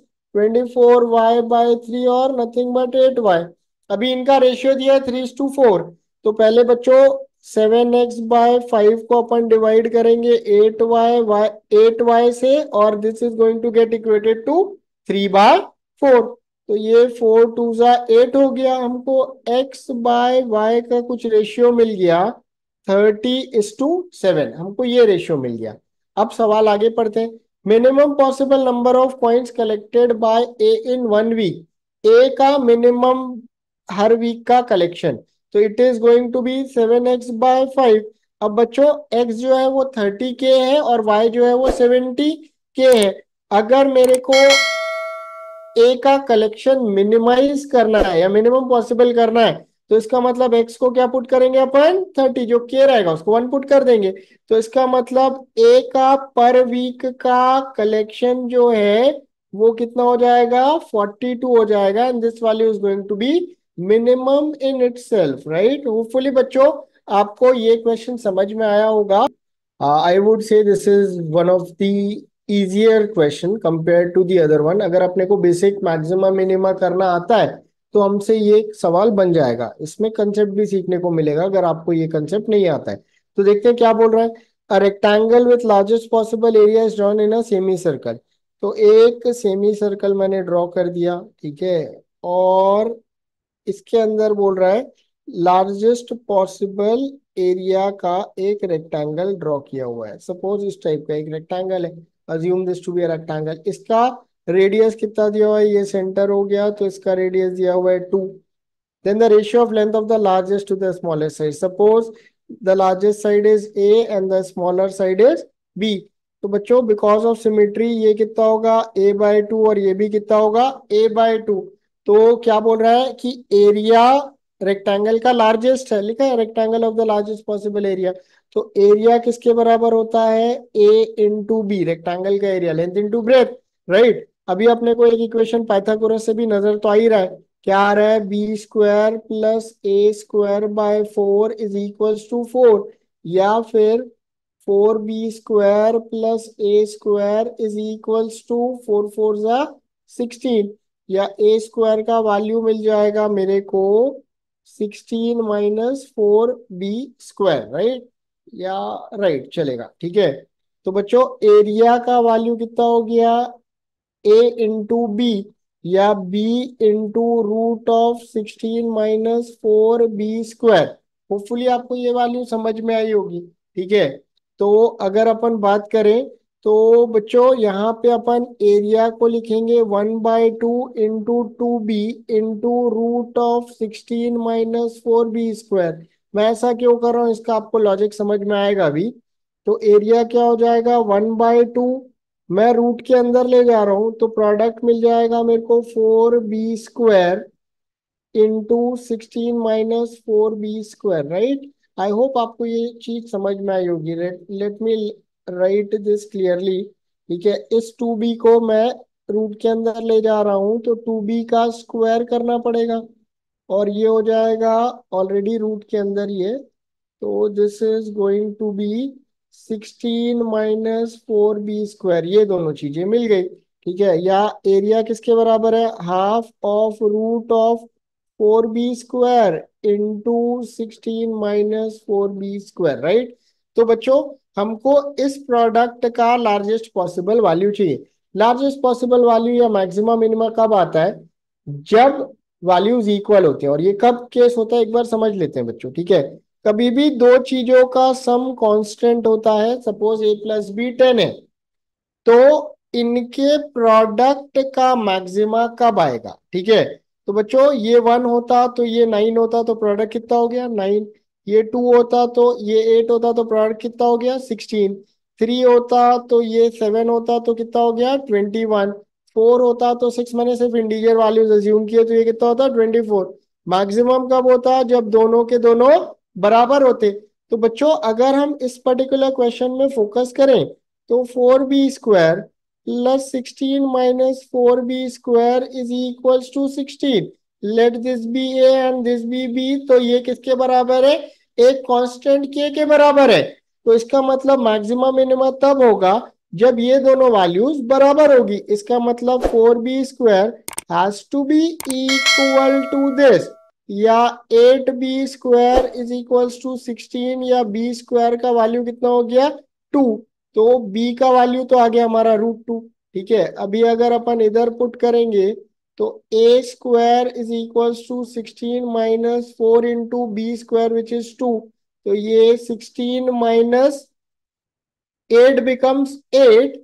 सो a का वैल्यू हो गया 2√2। हमसे सवाल में क्या पूछा है कि largest to the smallest side निकाल दो। तो a का वैल्यू आ गया हमारा 2√2 और b का वैल्यू आ गया हमारा √2। इनका रेशियो कितना हो जाएगा?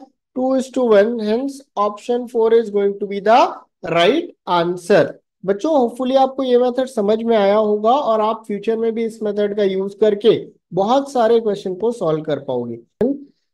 जिसके ऑप्शन में साइन 15 वगैरह टाइप का वैल्यू है, तो देखने से ये लग रहा है कि ये तो कॉम्प्लिकेटेड होगा, बट बहुत सिंपल है बच्चों। अगर हमको बहुत बेसिक ही sin 2θ वगैरह टाइप के फॉर्मूला आते हैं तो बन जाएगा। चलिए समझते हैं इसको कैसे सॉल्व किया जाएगा। तो ट्राइंगल एबीसी एक आइसोसेलेस ट्राइंगल है जहाँ पे ए बी और ए सी का लेंथ इक्वल है। तो पहले तो अपन एक ट्राइंगल ड्रॉ कर रहे थे बच्चों। ठीक है, triangle is going to be like this. मैंने ये ड्रॉ किया हुआ ट्राइंगल कॉपी पेस्ट कर दिया। ठीक है, AD is altitude from A to A on BC। तो बच्चों BC अनइक्वल साइड है आइसोसेलेस का। तो अगर मैं ये ऑल्टीट्यूड ड्रॉप करूंगा तो ये इसको क्या करेगा? बाइसेक्ट मारेगा। BA is another altitude from B on AC। तो ये तो AD हो गया और दूसरा हो गया एक और ऑल्टीट्यूड मारते हैं हम लोग इस टाइप का। This is going to be BE। ये भी हो गया 90 डिग्री। ठीक है, if AD and BE intersect at point O। तो ये पॉइंट O दिया हुआ है। Such that angle AOB is equals to 105। तो ये 105 दे दिया है। ठीक है, तो अपने को AD/BE का वैल्यू निकालना है। तो बच्चों एक एक करके पहले तो एंगल्स वगैरह देखते हैं। तो ये कितना हो जाएगा? 75। तो ये कितना हो जाएगा बच्चों? 15 डिग्री। इसमें ये भी 75 हो जाएगा। तो ये भी कितना हो जाएगा? 15 डिग्री। ठीक है, तो बच्चों अगर अपन ट्राइंगल की बात करें, अपने को ए बी और ए सी का वैल्यू दिया हुआ है। लेट ए बी और ए सी जो है वो बराबर है। Let their length be X, right? Let their length be X. तो बच्चों अगर हम ट्राइंगल ADC पे फोकस करेंगे तो साइन थीटा क्या होता है गाइस? Perpendicular by hypotenuse. ठीक है, तो sine 15 degree is equal to, sorry sine 15 नहीं, cos 15 आएगा। ठीक है, तो बच्चों साइन थीटा नहीं, अपन cos थीटा का फॉर्मूला लिखते हैं। ठीक है, क्योंकि अपने को AD का वैल्यू चाहिए। तो cos theta is equals to, cos theta क्या होता है? Base by hypotenuse. तो cos 15 is equals to AD और हाइपोटेनस AC है तो उसका वैल्यू कितना लिख दिया मैंने? x। अभी के लिए इतना लिखा। ठीक है, अब बच्चों और एंगल अपन डिटरमाइन करना चालू करते हैं, राइट? तो बच्चों ये 15 है और ये 75 है। अगर हम इस ट्राइंगल की बात करें तो दिस इज 90 डिग्री। किस ट्राइंगल की बात करें? ADC की बात करें तो ये 90 डिग्री है, ये 15 डिग्री है। तो ये टोटल कितना हो गया गाइस? ये हो गया 75 डिग्री। इसका मतलब ये वाला भी पूरा एंगल 75 है। इसका मतलब ये वाला एंगल किसके बराबर है? 60 के बराबर है।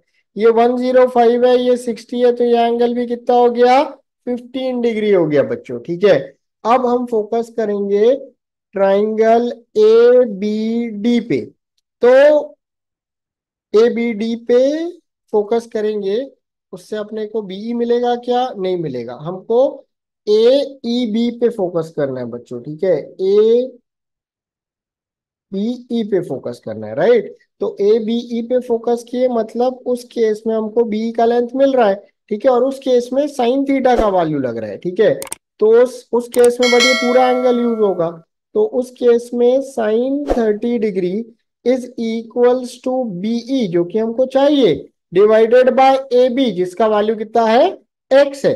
तो बच्चों इन दोनों को डिवाइड करेंगे तो एडी बाय बीई तो दिख रहा है, ठीक है। तो AD by BE is equals to X, X तो कैंसिल आउट हो जाएगा, राइट, ठीक है। ये हो जाएगा cos 15 बाय साइन 30। अब बच्चों साइन 2 थीटा का फॉर्मूला होता है 2 sin थीटा कॉस थीटा। तो AD by BE becomes cos 15 by 2 sin 15 cos 15, right. तो ये हो गया 1/2 sin 15। अभी भी बच्चों ये सवाल तो अटका ही हुआ है क्योंकि चारों में से कोई भी ऑप्शन नहीं है। बट अगर अपने को पता है sine 30 degree is equals to 1/2, तो यहाँ पे भी हमारे पास एक वैल्यू 1/2 है जिसको हम क्या लिखेंगे, साइन 30 लिखेंगे। तो this become sign 30 by sine 15। अब ऊपर वाले को फिर से स्प्लिट करेंगे तो साइन 2 थीटा है वो, तो 2 sin 15 cos 15 और ये डिवाइड हो जाएगा साइन 15 से, तो हमारा आंसर आ जाएगा 2 cos 15। होपफुली बच्चों आपको ये क्वेश्चन समझ में आ गया होगा। ऑल्दो मतलब अगर देखा जाए तो 1/2 sin 15 ले आए, उसके बाद भी इस क्वेश्चन में कैच था, ठीक है। So I would not say that this is an easy question. It is going to be a little tricky to solve. But अगर हमको बेसिक ट्रिग्नोमेट्री आइडेंटिटी और वैल्यूज पता है तो हमारे से सॉल्व हो सकता है, पॉसिबिलिटी बहुत ज्यादा है। क्या लिखा है, in a regular polygon any interior angle exceeds the exterior angle by 120। हर इंटीरियर एंगल, हर एक्सटीरियर एंगल, कोई भी रेगुलर पॉलीगॉन है उसका हर इंटीरियर एंगल एक्सटीरियर एंगल से 120 डिग्री एक्सीड करता है। तो कितने डायगोनल होंगे?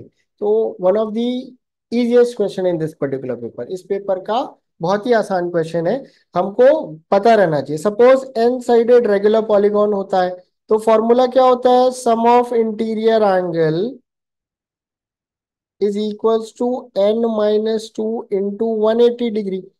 Each interior angle becomes what, n minus 2 into 180 by n. हर exterior angle, sum of exterior angle is equal to 360, तो each exterior angle is equal to 360 by N guys. इन दोनों के बीच का डिफरेंस दिया हुआ है 120 डिग्री। तो बहुत ही आसान हो गया बच्चों, n minus 2 into 180 by n minus 360 by n is equal to 120 degree. बहुत सारा चीज तो कट जाएगा, ठीक है। 6 3 जा 6 6 जा 6 2 जा, तो बच्चों ये एन राइट साइड में कॉमन लेके मल्टीप्लाई कर देंगे तो ये हो गया 3n minus six is equal to 2n, या n का वैल्यू कितना आ गया गाइस हमारा 12। तो जो हमारा पॉलीगॉन था इट्स अ 12 साइडेड पॉलीगॉन, ठीक है। अब डायगोनल की बात करते हैं। तो डायगोनल्स कैसे होता है, तो बच्चों किसी भी पॉलीगॉन में, किसी भी एन साइडेड पॉलीगॉन में किसी भी दो साइड को ज्वाइन करोगे तो एक लाइन मिलेगा, इनमें से कुछ डायगोनल होंगे और कुछ क्या होंगे, साइड होंगे। तो इसका मतलब हमारा फॉर्मूला होता है, अगर एन साइडेड पॉलीगॉन है तो टोटल कितने एन पॉइंट्स होंगे, सबको ज्वाइन करने के कितने तरीके हुए, NC2। इनमें से n साइड्स आ जाएंगे जिनको अपने को माइनस करना है। तो बच्चों इस केस में भी हमारा आंसर होगा 12C2 माइनस 12। तो 12C2 कितना होता है, 12 into 11/2 which is going to be what, 66 minus 12। तो ये 4 हो गया और ये 5 हो गया, hence the answer turns out to be 54। तो कितने डायगोनल होंगे इस पॉलीगॉन में, 54। आई वुड से 30-40 सेकंड का क्वेश्चन है, ये फॉर्मूले तो अपने को वैसे ही पता रहते हैं। अगर आपको ये फॉर्मूले पता थे और नंबर ऑफ डायगोनल्स काउंट करना भी आता था तो you could have solve this in 30-40 second, ठीक है। ऐसे बच्चों इसके सोल्यूशन पे जाएंगे तब तो बहुत ही कॉम्प्लिकेटेड है। कॉम्प्लिकेटेड मतलब वो एक्स लेके वाई लेके सॉल्व करना है, हम इसको बहुत आसानी से 30-35-40 सेकंड में बना सकते हैं। समझते हैं कैसे सॉल्व होगा, ठीक है। तो बच्चों पहला वैल्यू है 1, दूसरा वैल्यू कितना है बच्चों, इसको कैलकुलेट करते हैं, 1+1/3 into 1/4 which is 4/3 into 1/4 which is going to be what, 1/3। तीसरे वैल्यू की बात करते हैं तो 9 और 3 12 और एक 13, 13 डिवाइडेड बाय 9 इंटू 16, तो ये है 13 डिवाइडेड बाय 9 इंटू 16। चौथी वाली वैल्यू की बात करें तो नीचे पे एक बार 27 आएगा और एक 64 आएगा, एंड ऊपर पे आएगा 27 plus 9, 27 and 9 is 36 plus 4, right. 36 plus 4 is going to be 40, right. तो बच्चों आगे की वैल्यूज और हैं, बट अगर अपन देखें तो this turns out to be what 1.33। ये वैल्यू लगभग बच्चों 13 और नीचे पे 144 आ गया। अगर 130 भी होता तो 0.1 होता, तो this is approximately 0.1, right, approximately 0.1 के आसपास है। अब बच्चों इस वैल्यू के बाद क्या हो रहा है देखो, 1/30 मतलब 0.033, राइट। तो ये बहुत ही मिनिमल हो जा रहा है, राइट। तो ये डेसिमल के सेकंड, इसके बाद की वैल्यू तो और छोटी होने लगेगी, तो वो डेसिमल के तीसरे चौथे पॉइंट को ही मूव करवा पाएगी। तो जो हमारा आंसर है वो 1.43 प्लस समथिंग होगा, या अप्रोक्सीमेटली 1.5 के आसपास होगा, ज्यादा से ज्यादा 1.6 होगा। ऑप्शन चेक करते हैं बच्चों। देखो इधर ये 15/8 है, तो ये लगभग 2 के आसपास है, ये तो गया, ठीक है। ये 16/11 है, मतलब 11 प्लस 5/11, राइट, 1 + 5/11, तो ये दिख रहा है। 1/11 कितना होता है, 0.0909, राइट। तो ये हो गया 1.45 के आसपास हो गया, राइट। तो ये एक पॉसिबिलिटी हो सकती है। 27/12 करे तो ये तो 2 से ही बड़ा हो गया, ये तो पॉसिबिलिटी नहीं है। 15/13 करे तो ये 1 + 2/13 है, तो ये तो हमारी ऑलरेडी 1.33 से छोटा हो गया। तो बाकी सारे वैल्यूज तो बच्चों एकदम इररेलेवेंट है। Straight away you have your answer as option number 2। Easy question देखा जाए तो बच्चों कॉमन टर्म्स फाइंड आउट करना है बिटवीन टू सीक्वेंसेस। ऐसा क्वेश्चन इस साल भी कैट के पेपर में दूसरे स्लॉट में भी आया हुआ है, और ऐसा प्रीवियस ईयर पेपर में भी आया हुआ है, ठीक है। तो लिखा है ए एन और बी एन दो सीक्वेंस है नेचुरल नंबर, जहाँ पे एन का वैल्यू कहाँ खत्म हो जाता है, 100 पे खत्म हो जाता है। इसका मतलब ए एन कहाँ पे खत्म हो जाएगा, 846, एन का वैल्यू 100 डाल दिए इधर पे, राइट। और बी एन कहाँ खत्म हो जाएगा, 400 + 98, 498 पे खत्म हो जाएगा बी एन का सीरीज, राइट। इनमें कॉमन टर्म्स को अपने को फाइंड आउट करना है इन दोनों सीक्वेंस में। तो सबसे पहले बच्चों अगर हम ए एन की बात करें तो it is 46 + 8k1, right. A n का वैल्यू 46 + 8k1 है। बी एन का वैल्यू कितना है, 98 + 4k2। कॉमन टर्म है, मतलब दोनों को इक्वेट करेंगे तो 46 + 8k1 is equals to 98 + 4k2, या बच्चों 4k2 is equals to 8k1, 98 - 46 is going to be 52, right. तो k2 is equals to 2k1 - 13। तो k1 का मिनिमम वैल्यू क्या डालेंगे, 6 डालेंगे तो भी नेगेटिव आएगा, तो 7 डालने पे क्या होगा, पॉजिटिव होगा। इसका मतलब जो पहला कॉमन टर्म है वो होगा 46 + 8 × 7 विच इज 46 + 56 और 102। अब बच्चों ये दोनों टर्म तो अरिथमेटिक प्रोग्रेशन की है ना, ठीक है। सब में 8 जुड़ रहे हैं पहले वाले में, सब में 4 जुड़ रहे हैं दूसरे वाले में, तो इसका मतलब पहले वाले का कॉमन डिफरेंस है 8 और दूसरे वाले का कॉमन डिफरेंस है 4। हमारे जो कॉमन टर्म्स होते हैं वो इनके एलसीएम के हिसाब से बढ़ते हैं, तो इनका एलसीएम कितना हो गया, 8 हो गया। तो इसका मतलब पहला टर्म 102 है, तो दूसरा टर्म कितना होगा, 110, तीसरा टर्म कितना होगा, 118 एंड सो ऑन। और ये क्लोज कहाँ पे होगा, 498 पे जाके 498 के पहले ही क्लोज हो जाएगा, राइट। तो पहले तो number of terms common terms निकाल लेते हैं।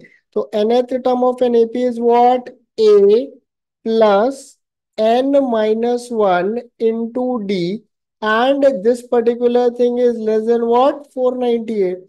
तो n-1 into 8 is less than, इधर पे 6 आ गया, ये 9 आ गया, 396, 8 4 जा 32, 76 बचा, 8 9 जा 72। तो n is less than 50 point something, या फिर या इक्वल भी रहना चाहिए बच्चों। तो n का वैल्यू कितना आएगा, 50 आएगा। नंबर ऑफ टर्म्स कितने कॉमन आ गए? 50। लास्ट टर्म निकालते हैं, लास्ट टर्म मतलब 50 डाल के ही आएगा। तो लास्ट टर्म कितना मिलेगा? T50 is going to be 102 plus 49 into 8। तो ये हो गया 102, और 8 9 जा 72, 36 और 7 43, 43 आएगा ना।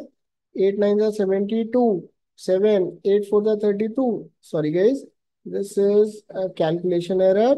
232, this is 39. So this is going to be 4 9 and 4, 494 is going to be the 50th term. Sum of an AP is going to be n by 2 first term plus last term. तो 50/2 पहला term है हमारा 102, last term है हमारा 494। So this is going to be 50, और 2 common निकाल के इसको काट वाट देते हैं। 51 2 4 7, तो ये हो गया 7 और 1 8, 5 4 10, 5 4 9 और 298, राइट। इंटू 50 करना है अपने को। तो लास्ट में तो क्या आ रहा है? 0 आ रहा है, देखते हैं। और 298 है, इसका आधा करके सॉल्व कर लेते हैं। तो 14900, इसका एक 2 निकाल के इसमें मल्टीप्लाई करिए तो 00 आ गया। और 298 का आधा कितना हो गया? 149 हो गया। तो option C is going to be the right answer. Function का क्वेश्चन है। फंक्शन का क्वेश्चन इजी आता है, और ये भी क्वेश्चन इजी है अगर आपको बेसिक्स थोड़े बहुत क्लियर है फंक्शन के। समझते हैं कैसे सॉल्व होगा।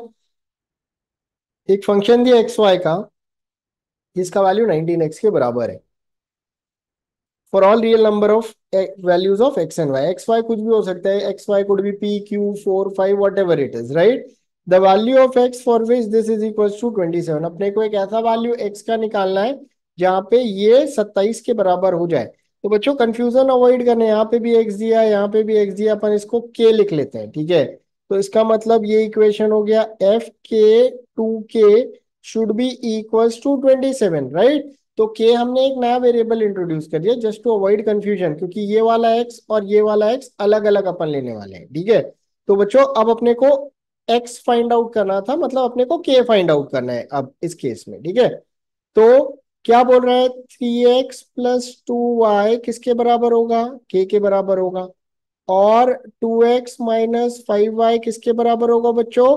2k के बराबर होगा, राइट। तो अगर अपन पहले इक्वेशन को 5 से और दूसरे इक्वेशन को 2 से मल्टीप्लाई करें तो y एलिमिनेट होगा, ठीक है। तो ये हो गया 15x plus 10y is equal to 5k, and 4x minus 10y is equal to 4k। Add करते हैं तो 19x ये कट जाएगा इज इक्वल टू 9k, या x का वैल्यू आ गया 9k/19। अब बच्चों इस केस में 19x हमारा सोल्यूशन था, और x हमने फाइंड आउट किया कितना आया? 9k/19। तो ये 19 19 कटेगा, और इसका रिजल्ट कितना आएगा? 9k के बराबर। इधर से ये वाला जो 9k है, ये सेम ही इक्वेशन है ना। जब अगर हमने इसको k लिखा और इसको 2k लिखा तो ये आ जाएगा। तो 9k किसके बराबर है? 27 के बराबर है। तो इसका मतलब 9k 27 के बराबर है, तो k किसके बराबर है? 3 के बराबर है। तो बच्चों यहीं पे सवाल सॉल्व हो गया। मैंने x को k से रिप्लेस किया था, तो k का वैल्यू कितना आ गया? 3। x पूछा है मतलब k पूछा है, so the answer for the given question is going to be 3। Hopefully बच्चों आपको ये क्वेश्चन भी समझ में आया होगा, और फ्यूचर में भी आप इस टाइप के क्वेश्चन को बड़े आराम से सॉल्व कर पाओगे। Thank you guys, have a great day.